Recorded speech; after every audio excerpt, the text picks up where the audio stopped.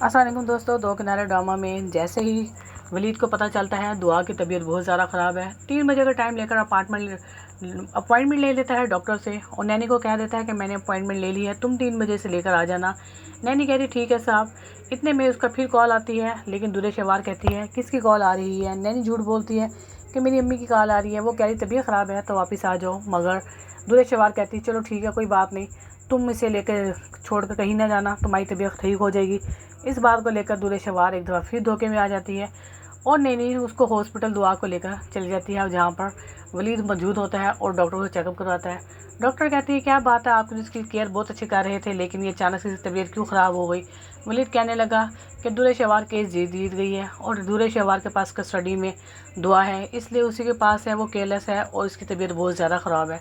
Doctor कहने लगी इसलिए तो इसकी तबीयत ख़राब है, रो रो कर इसका गला भी बैठ गया, इसकी केयर करें, कल तक बुखार ना उतरा तो इसके टेस्ट करवाएं। दोनों डॉक्टर से मिलकर भी भाई आते ही हैं, दुरे शहवार मिल जाती है। दुरे शहवार देखकर एकदम से उसे गुस्सा आता है और नैनी को गुस्से से बोलती है कि दफ़ा हो जाओ, तुम इसको लेकर गाड़ी में बैठो। और वलीद से कहती है कि तुम्हें अब अपनी मेरी डील पसंद थी तो अपनी बेटी को इस तरह खोते ना, अब भी तुम्हारे पास टाइम है, मैं 50 करोड़ नहीं मांगती, अपनी बेटी को तुम वापस ले लो, लेकिन तुम्हें मावरा छोड़नी होगी। मुझसे अपार्टमेंट भी ले लो, 50 करोड़ भी मैं नहीं लूँगी, सिर्फ तुम्हें तुम्हारी बेटी दुआ दे दूँगी। मावरा को तलाक दे दो ताकि मैं उससे जान छूट जाए, मुझे वो बिल्कुल भी पसंद नहीं।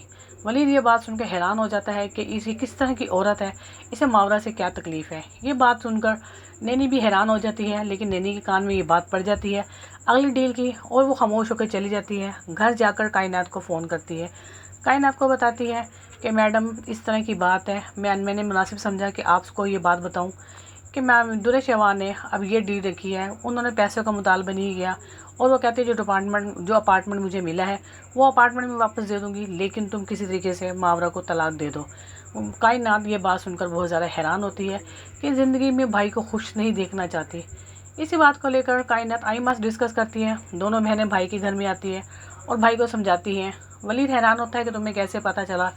वो कहती हैं कायनात कि हमें नैनी ने फ़ोन करके बताया था। वो बहुत ज़्यादा हैरान होता है। ये सारी बात मावरा सुन लेती है और मावरा कहती है कि वलीद तुम इस तरह करो, उसकी डील मान लो, मुझे तलाक दे दो, तुम खुश हो जाओ किस तरीके से, वो मैं अपनी अम्मी के घर चली जाऊँगी, वहाँ पर मुझे फ़ैसला भेज देना। ये कहकर रूम में जाती है मावरा और वहाँ से जाकर अपने कपड़े वगैरह बैग में फोल्ड करके रख रही होती है। ऊपर से वलीद आ जाता है। वलीद कहता तुम सबके सामने ये क्या कह कर रही हो, तुम्हें इस तरह से नहीं करना चाहिए था, तुमने इस तरह से क्यों किया। मावरा कहती है कि मैं तुम्हें इस तकलीफ में नहीं देखना चाहती, तुम्हें तुम्हारी बेटी तो मिल जाएगी, तुम अपनी बेटी ले लो। तो दोस्तों क्या मावरा तलाक ले लेगी, क्या वलीद मावरा को छोड़ देगा या दुरे शहवार से दूसरी शादी कर लेगा। अपनी कीमती राय का इज़हार दीजिएगा। ड्रामा पसंद आए तो मेरे चैनल को लाइक करें, सब्सक्राइब करें और जो मेरे चैनल पर नए हैं वही मेरे चैनल को लाजमी सब्सक्राइब करें। इजाज़त मिलते हैं न्यू एपिसोड में। ओके जी, थैंक यू, अल्लाह हाफिज़।